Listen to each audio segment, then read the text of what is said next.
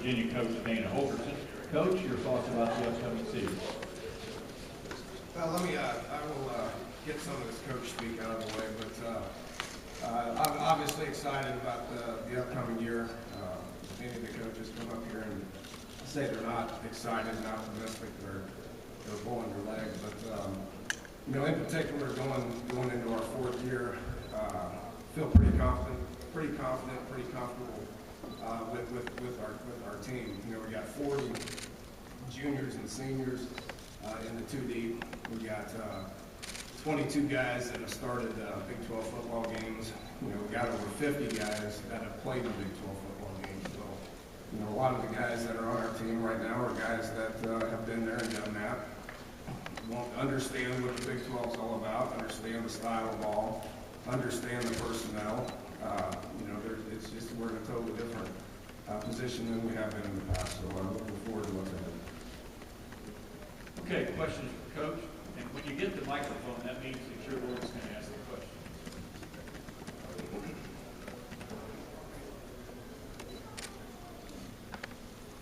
Questions for Coach? All right, we got a question on the aisle. Just a moment, we get a microphone too. Over here in the middle.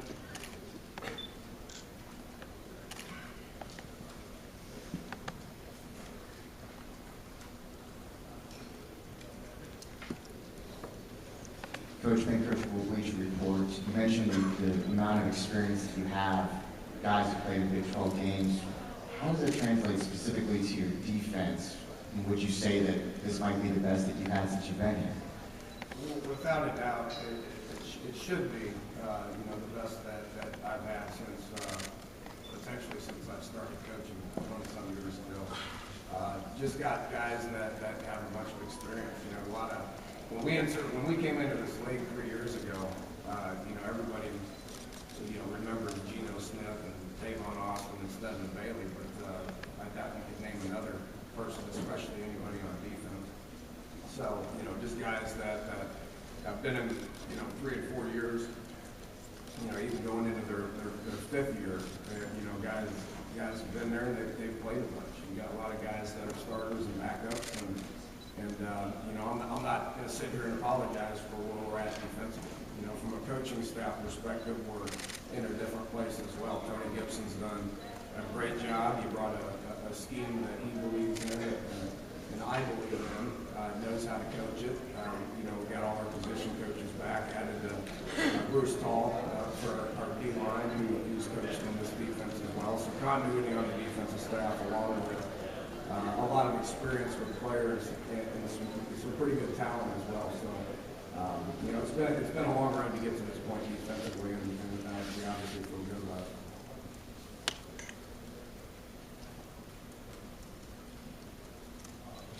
Got a coach question on here in the middle, second row.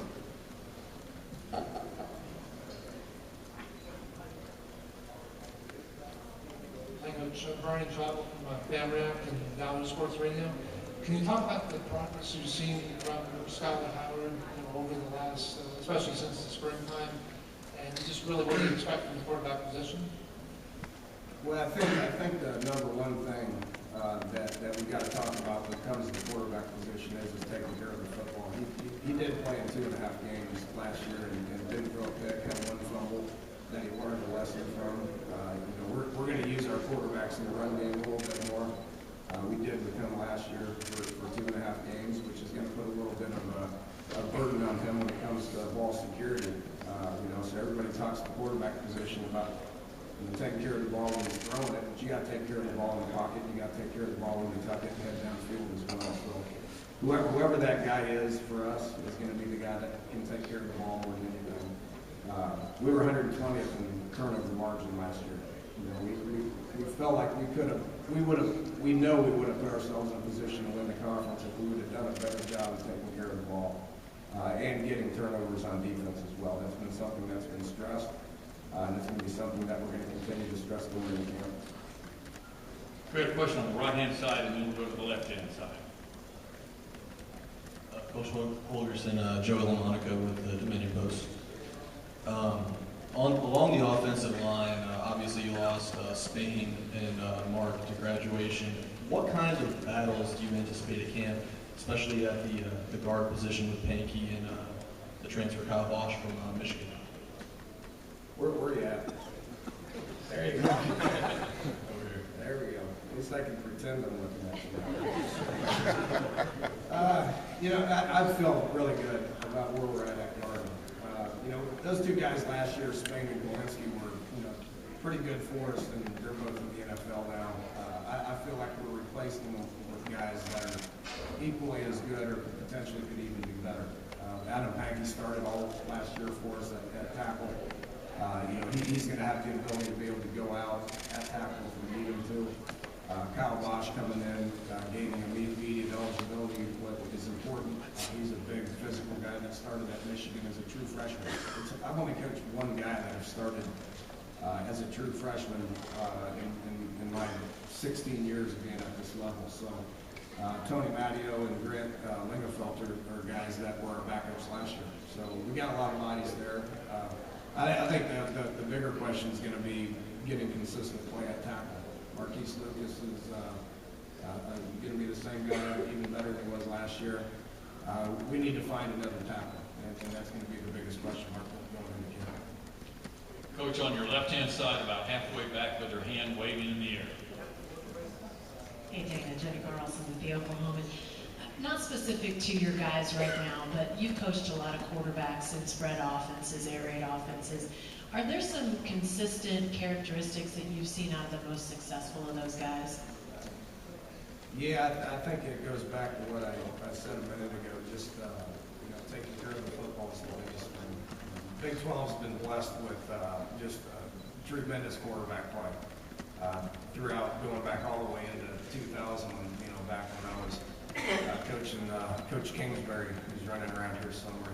Haven't seen him yet, but so much good quarterback play in the Big 12. We're used to good quarterback play. The main thing when it comes to winning a championship is guys that take care of the football. That's the bottom line. Everybody's going to have talented guys that can, either run with it or be accurate and throw with it. And so many good skill guys that they're going to make you look right as well. But just getting guys that take care of the ball is the number one quality that we look for. Going to come over on the right-hand side, Coach, second row. Larry Monk, Pittsburgh Tribune Review. Will you have other changes? You mentioned the quarterback being a little more mobile, maybe. Will you have other changes in your offense, and will you continue to use more kind of multiple choice approach at running back? Yeah, I can't be too specific. There's people watching, but different personnel groupings is important. Us personally, we go back and this league is so similar with what we do offensively. There's so much carryover from guys that I've coached or guys that I've coached with or whatever it is, to the point to where we got to do different things to change to keep people off balance. Getting the quarterback involved in the run game, I've mentioned that. Different personnel groupings is important. Different tempos is important. I think defenses have caught up to, if you just stay in one personnel grouping and think you're just going to go as fast as you possibly can, I think defenses have caught up to that and they can suffocate that. So being able to change is important, and being able to vary things is important as well. I've got a question on the left-hand side, but I've lost it. Okay, we got a question in the middle right-hand side. Hey, Coach. Edward Santiago, Heartland College Sports. Wide receiver took a big hit for you guys, Marvin Alford and Kevin White, going in the NFL draft. What do you guys expect to do at that position this season?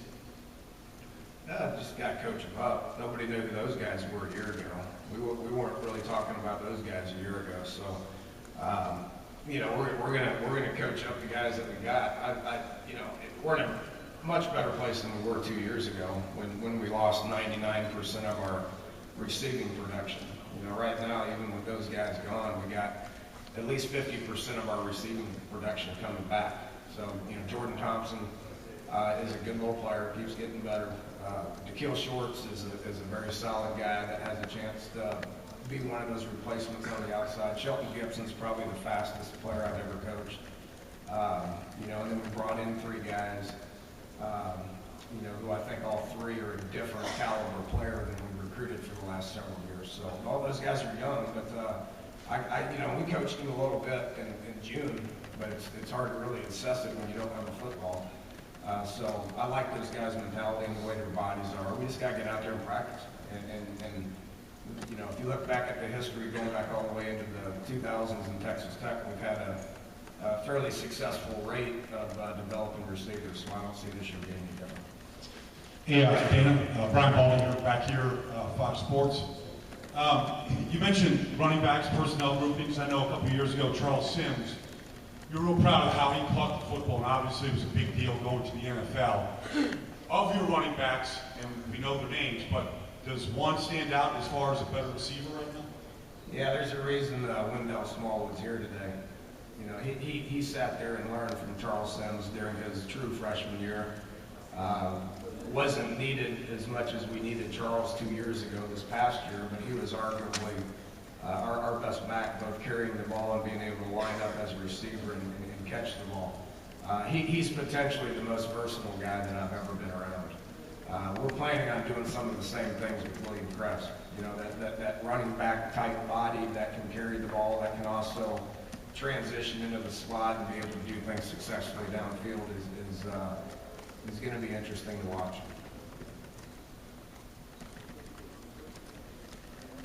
Questions for Coach? Got a question on the outside left. I'll take another one. Dana, obviously concussion's a big issue everywhere, and you guys had it front and center with Clint last year. The decision in the conference to limit the hitting days seems like it could be a real positive move, staying ahead of that issue. How have you seen it, and is that going to change any practice, the number of days you guys hit? Yeah, it's a model that I've been following for the last 4 years. So, yeah, it's not going to restrict our practice time whatsoever. You know, we haven't had a 2-a-day at West Virginia in 4 years. Haven't, you know, really actually haven't had back-to-back full contact days in quite some time. So, you know, the way the model is right now is something that I've supported and something that we've done at West Virginia since I got there.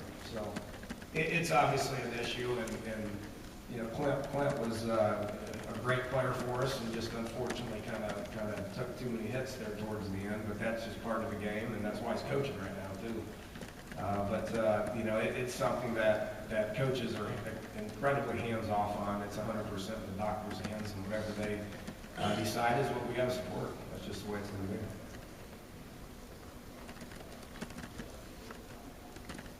Other questions for Coach? We got a question in the rear channel, all the way in the rear of the TV cameras. Sorry. Hey, Coach, Matt Hawes with West Virginia Illustrated. Just given the amount of experience you got coming back at the running back position, just you answered a few questions ago about some new receivers and some guys who are going to be getting a lot of playing time this season.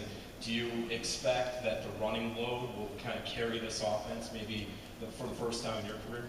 Hope not. Geez, I still like to throw the ball a good bit, I know one thing. If you can't do either one, you're not going to be worth the darn. I can assure you that. So we've worked hard on and Ron Crook coming in has been very instrumental in this. But we've worked hard on getting our run game to where people got to respect it. Last year we're still top 7 or 8 in passing in the country, but we ran the ball over 50% of the time. So that's just kind of what our philosophy is, and that's the way it's going to be. The more success we have in running the ball, the more we're going to do it. But if people are putting too many people up there to block, then we're not going to do it. So you just got to kind of figure out what the tendencies are for what they do defensively, what their plan's going to be, and then you need to be able to adjust accordingly. And if you can't run the ball and throw the ball, then you're not going to be successful offensively. Any final question for Coach? Got a question on the left-hand side of the aisle.